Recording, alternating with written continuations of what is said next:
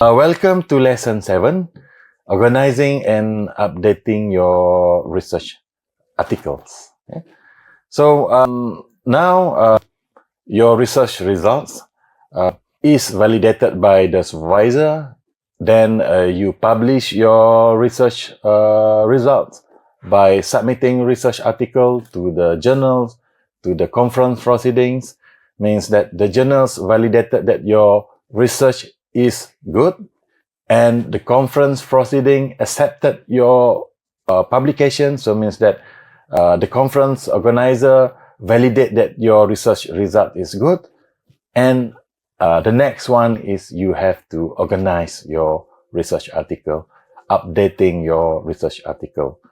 And then the recommendation is for you to register with the publications database like Google Scholar. You register with Google Scholar and make sure that your publication updated.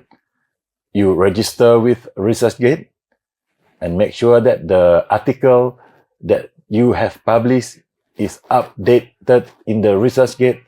And you also can register your publication in Scopus and make sure that your publications profile in Scopus is up to date. I have mentioned the publication database, which is Scopus, ResearchGate, and Google Scholar.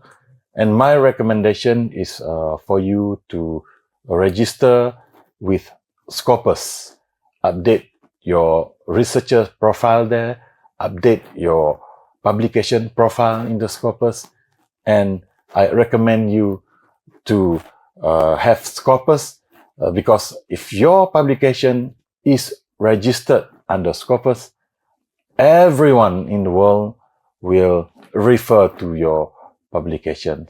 And a good thing is if they refer to your publication, your research actually contributed to their research.